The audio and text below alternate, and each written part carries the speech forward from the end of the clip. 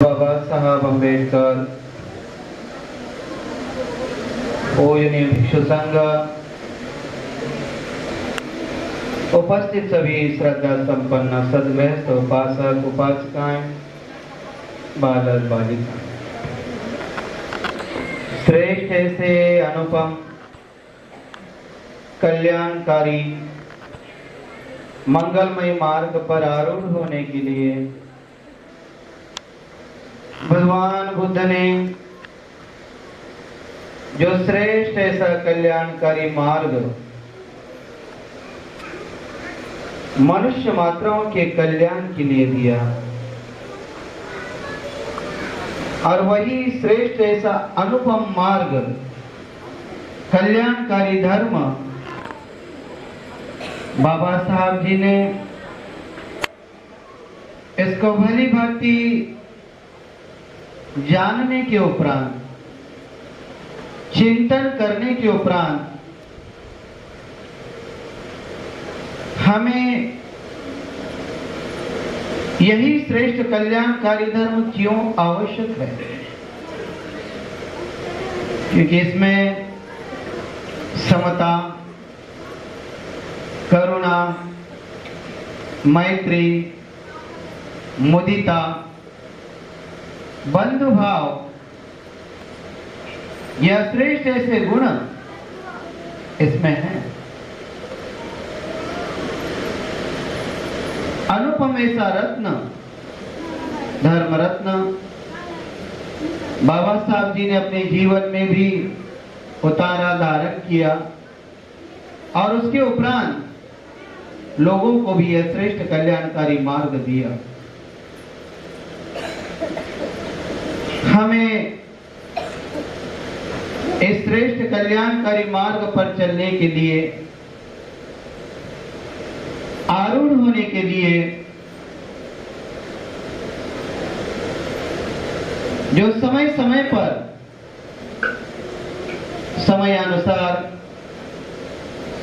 धर्म की चर्चा, आपस में हम इस श्रेष्ठ कल्याणकारी मंगलमय मार्ग पर आरूढ़ कैसे हो सकते हैं, अपनी नैतिकता क्या है, इसको भली भांति जानते हुए कार्य करना होता है। जब हम अपना धर्म समझ लेते हैं, जान लेते हैं कि हमें क्या करना है और क्या करना चाहिए, तो इस बात को जानते हुए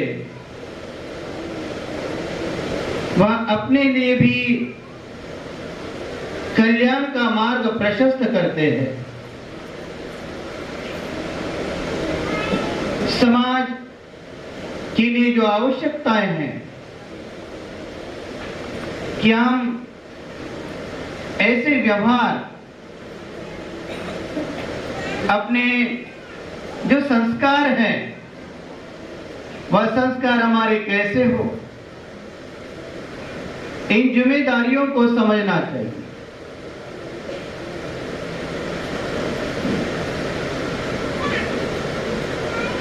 यह जो पवित्र ऐसी पावन भूमि,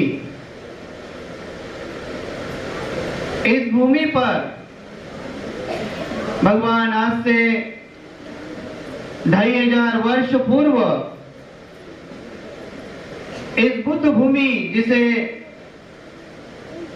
यहां से भगवान बुद्ध इस भूमि पर कुछ समय के लिए रुके थे, कुछ समय तक रुकने के उपरांत विहार करने के बाद भगवान यहां से वेरंजा के लिए गए। तो इसलिए यह महान ऐसी पवित्र भूमि है जो हमें बुद्ध के उन गुणों की तरंग, एक आभास, एक एहसास महसूस होता है। जहां जहां भगवान बुद्ध ने अनुपम ऐसा अपना धर्म चक्र दिया, लोगों को श्रेष्ठ ऐसा कल्याणकारी मार्ग बताया, जहां जहां भगवान ने कुछ समय के लिए रुककर ध्यान साधना करते हुए लोगों के भले के लिए, लोगों के मंगल के लिए श्रेष्ठ ऐसा कल्याणकारी रास्ता दिया। तो हमारी नैतिक जिम्मेदारी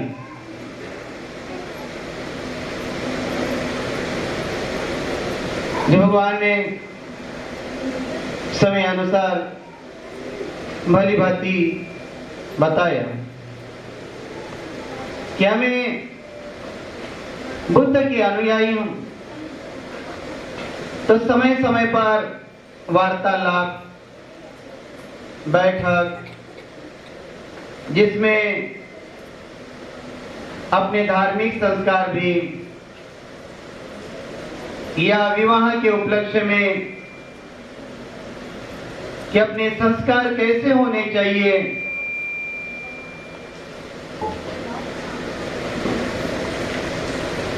जब हम बुद्ध अनुयायी हैं, समझदार हैं, तो भली भांति नैतिकता के जीवन के लिए ही अपना कल्याणकारी मार्ग प्रशस्त करना चाहिए। तो यहां पर थोड़े में ही पहले भी आपने सुनते आए हैं,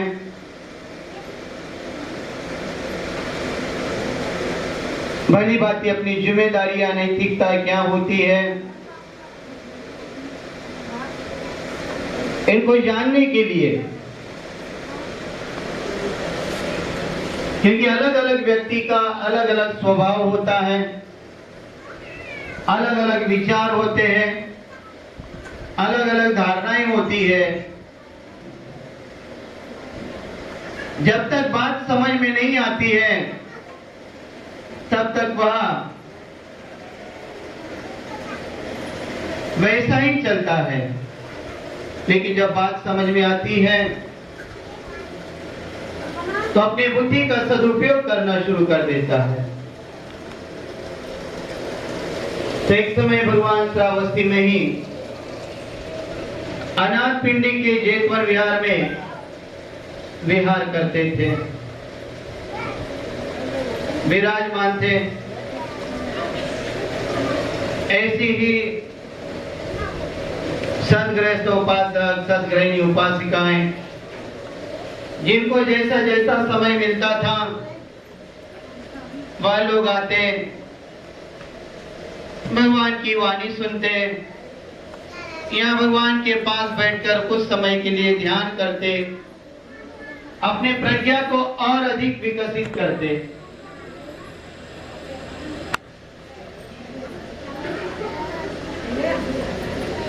तो यहाँ 4 सदगृहस्थ वहां पर आए हुए हैं, धर्म देशना सुनने के लिए बैठे हुए हैं। अब धर्म देशना भगवान ने श्रेष्ठ ऐसी कल्याणकारी सील, समाधि, प्रज्ञा, सार गर्भित उपदेश वहां पर दिया। अब उन चारों की मनोदिशा, चारों के हाव भाव, अपने संस्कार अलग अलग। अब वह संस्कार अनुसार एक गृहस्थ, गृहपति, भगवान इतना श्रेष्ठ ऐसा कल्याणकारी धर्मोपदेश दे रहे थे, सील के बारे में, समाधि के बारे में, प्रज्ञा के बारे में, करुणा के बारे में, मैत्री के बारे में, दान के बारे में, यह श्रेष्ठ ऐसा कल्याणकारी धर्म देशना दे रहे थे। अब सुन तो रहे हैं, उसमें से वह एक गृहपति जो अपने संस्कार अनुसार इतना श्रेष्ठ ऐसा कल्याणकारी धर्मोपदेश भगवान वहां पर दे रहे थे। एक केवल उदाहरण तो भगवान वहां पर दे रहे हैं उपदेश।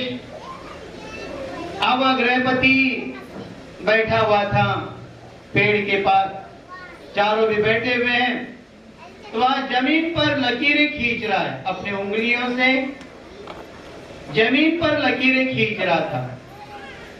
धर्म देशना चल रही है, भगवान श्रेष्ठ ऐसा कल्याणकारी धर्मोपदेश दे रहे हैं और वह जमीन पर लकीरें खींच रहा है अपने उंगलियों से। आनंद जी पास में बैठे हुए थे,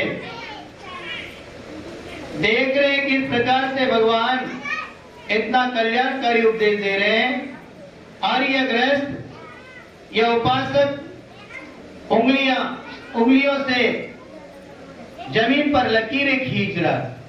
उस समय कुछ नहीं था।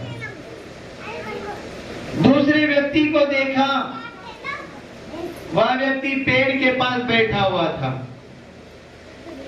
और पेड़ के पास बैठकर वह जैसे ही उसके संस्कार जागृत हो गए तो वह जोर जोर से पेड़ को हिलाना शुरू करता है। जैसे उसके संस्कार उभर कर आते हैं वह पेड़ को हिलाना शुरू कर देता है। तीसरा, वह आकाश की ओर इधर देखता है उधर देखता है, मन उसका उसमें भी नहीं।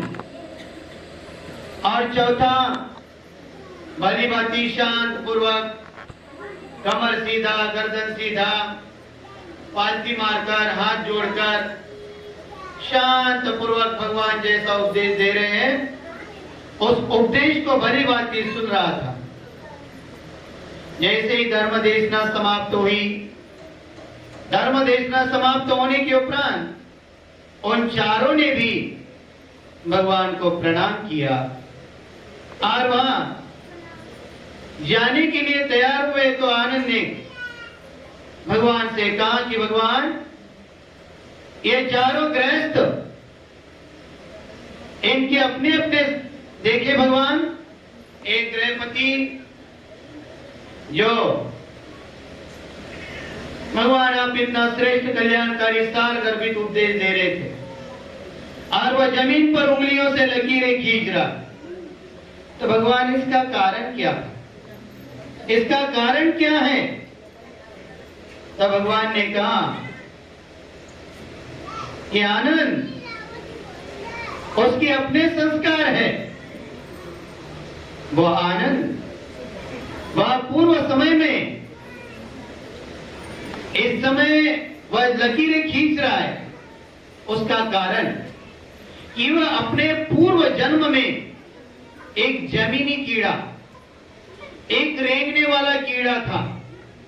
जैसा सांप है या जमीन पर रेंगने वाले कीड़े होते हैं, जीव होते हैं, तो जब जमीन पर चलते तो लकीर बनते चलती है। तो आनंद, यह उसके वह पुराने संस्कार, अब इतना श्रेष्ठ ऐसा कल्याणकारी धर्मोपदेश हो रहा है, लेकिन वहां पर वो उसके संस्कार उभर कर आए, पूर्व के संस्कार उभर कर आए और वह उसकी ओर ध्यान नहीं है, धर्म प्रवचन की ओर ध्यान नहीं, जमीन पर लकीरें खींच रहा। अच्छा, यह इस गृहपति के बारे में समझ में आ गया कि यह इस प्रकार से एक जमीनी कीड़ा था, इसलिए वह जमीन पर लकीरें खींच रहा था। अच्छा भगवान, यह दूसरा व्यक्ति पेड़ के पास बैठा हुआ था और जैसे इस प्रकार से उसे कुछ सूझा तो अब पेड़ को ही पकड़कर वह जोर जोर से हिलाता है। तो भगवान, इसका कारण क्या? तो भगवान ने कहा कि आनंद, यह अपने पूर्व जन्म में एक बंदर था और बंदर होने के कारण वह इस प्रकार से जैसे उसके वह संस्कार उभर कर आए, क्योंकि अच्छे संस्कार नहीं थे और अच्छे संस्कार न होने के कारण इस प्रकार से वह पेड़ को जोर जोर से वह उभर कर आ गए संस्कार पुराने, और पेड़ को जोर जोर से हिलाता है। अच्छा भगवान, यह भी बात समझ में आ गई। भगवान, यह तीसरा व्यक्ति, आप इतना श्रेष्ठ कल्याणकारी धर्मोपदेश दे रहे थे, तो यह कभी आकाश में पूरब की ओर देखता है, दक्षिण की ओर देखता है, उत्तर की ओर देखता है। इतना श्रेष्ठ कल्याणकारी धर्मवाणी हो रही, और इस प्रकार से वहां इधर उधर देखता है, तो इसका कारण क्या? तब भगवान ने कहा कि आनंद, ये अपने पूर्व समय में, पूर्व जन्म में एक दिशा निर्देशक था। यह व्यापारी लोग, इसे दिशाओं का अच्छी तरह से ज्ञान होने के कारण व्यापारी लोग इसे अपने साथ में ले जाते थे, नौका पे बैठाकर। तो आनंद, ये उसी के संस्कार है, और इस प्रकार से वहां आप भी बेचारा इधर उधर देखता है, इधर उधर ही देख रहा है, उसके संस्कार उभर कर आ। और भगवान, ये चौथा ग्रहपति, वह शांत पूर्वक पालथी मारकर, कमर सीधा करके, आंखें बंद करके, जैसा आप धर्म देशना दे रहे थे, उपदेश दे रहे थे, वह शांत पूर्वक आप उपदेश सुन रहा था। इसका कारण क्या? तो भगवान ने कहा कि आनंद, यह उसके पूर्व जन्म के संस्कार है। इसने पूर्व जन्म में भी अच्छे ही कुशल कर्म किए, यह समय समय पर ध्यान करते रहा, साधना करते रहा, सत्पुरुषों की वाणी सुनते रहा, तो समाज में, समाज के प्रति अपना क्या कर्तव्य है, समाज में अपनी क्या जिम्मेदारी होती है, यह भली बात इसने जान लिया। और अब भी यह इसी प्रकार से वहां अब भी अपने लोकोपयोगी समाज के कल्याण के लिए ही, कि भाई मेरा कल्याण हो गया, मेरा मंगल हुआ, जैसा मेरा मंगल हुआ है वैसा औरों का भी मंगल हो, औरों का भी कल्याण हो, औरों को भी यह श्रेष्ठ कल्याणकारी मार्ग मिले, उन्हें भी यह सुख शांति का मार्ग मिले। वह लोगों के भले के लिए सील, समाधि, प्रज्ञा का मार्ग बताते हैं। जैसा यह विहार, यहाँ पर यह विहार पूर्ण होने के उपरांत यहाँ पर जो जो सदगृहस्थ आएंगे, उन्हें श्रेष्ठ कल्याणकारी अपना गृहस्थी जीवन किस प्रकार से जीना चाहिए, अपने समाज के प्रति क्या जिम्मेदारी होती है, अपने बच्चों को योग्य शिक्षा, अच्छे संस्कार कैसे देने चाहिए, यह भली भांति यहाँ पर इसका भिक्खु त्रिरत्न बुद्ध विहार एवं विनय प्रशिक्षण केंद्र पर सदगृहस्थों के लिए, सदगृहिणियों के लिए, भिक्षुओं के लिए भी यह लाभ कल्याणकारी मार्ग पूजनीय भदंत जी ने यहाँ पर यह श्रेष्ठ ऐसा कल्याणकारी मार्ग अपने हाथ में लिया, और यहाँ समय अनुसार इस प्रकार से यह कार्य पूर्ण सदगृहस्थ उपासक उपासिकाओं के दान पर चल रहा है। जैसा जैसा दान यहाँ पर आता है, उसी प्रकार से यहाँ विहार की काम में लगातार बढ़ोतरी होते ही चल रही है। यह लोगों के भले के लिए, लोगों के कल्याण के लिए, क्योंकि यह महान पवित्र भूमि है, यह बुद्ध भूमि, तपोभूमि, क्योंकि यहाँ पर भगवान बुद्ध कुछ समय के लिए, थोड़े समय के लिए भगवान यहाँ पर रुके थे, और उसके उपरांत भगवान यहाँ से विराजमान, यहाँ से वेरंजा के लिए भगवान ने पदार्पण किया था। तो भली भांति यह एक ऐसा श्रेष्ठ कल्याणकारी जीवन जीने का मार्ग यहाँ पर निर्माण हो रहा है। अच्छी वाणी सुनने के लिए, अच्छा जीवन जीने का मार्ग हमें कैसा जीना चाहिए, अपनी नैतिक जिम्मेदारी क्या है यह समझने के लिए यह लाभदायी यहाँ पर एतमादपुर वासियों के लिए और आसपास के लोगों के लिए भी बहुत ही मंगल का यह वातावरण निर्माण होगा। यह लोगों के कल्याण के लिए महान ऐसा कार्य हो। तो यहाँ पर इतना ही कहते हुए मैं यह चर्चा समाप्त करता हूँ। सबका मंगल हो, कल्याण हो, भला हो, सबकी स्वस्थ मुक्ति हो, सभी भय मुक्त हो, रोग मुक्त हो, दुख मुक्त हो, कल्याण। अभी आपने पंत जी को सुना, जिन्होंने पूर्व संस्कार और वर्तमान के संस्कार दोनों पर चर्चा की। पूर्व वाला संस्कार तब तक नहीं मिट पाता जब तक वह पूरी तरह से बुद्ध धर्म और संघ के प्रति समर्पित नहीं होता, एकाग्रता नहीं आता, शील संपन्न नहीं होता।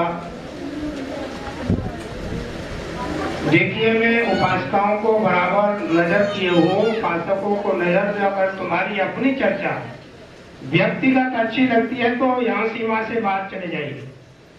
आप लोग नाराज होंगे, हमें उस नाराजगी की चिंता नहीं है। या बैठिए तो अपनी बात छोड़ दीजिए थोड़ी देर के लिए, अगर कोई जरूरी बात है ऊपर जाके बात करो, क्योंकि वो घंटे की बात संस्कार की कह रहे हैं और आपकी समझ में नहीं आ रही है, बंदर की तरह खुदुर खुदुर, तो फिर आप दूसरे डिस्टर्ब होते हैं। मैं उपासकाओं से कहूंगा कि आपके पास जो बच्चे बैठे हैं अगर हल्ला कर रहे हो तो खेलने के लिए बाहर भेज दीजिए, यहाँ दूसरों को डिस्टर्ब न करें। संस्कार की बात है, संस्कार को समझिए। संस्कार ही है कि आपने थोड़ी देर पहले सुना कि डाकू अंगुलीमाल भी था, उसका संस्कार हत्या का बन गया, लेकिन वो जब पूरी तरह से धर्म के लिए समर्पित हो गया, बुद्ध की शरण आ गया, वह जीवनधारी भी बन गया, लेकिन उसके गहराई में उसके अपने कर्म बड़े जोर मारते रहे। कुशल मार्ग पर चलने पर भी उसे बुद्ध का सहारा मिला, तभी उसका मंगल हुआ। लेकिन उनकी बात को उसने सुना। यहाँ पर भी खुर्द-बुर्द तब शुरू हो जाती है जब हम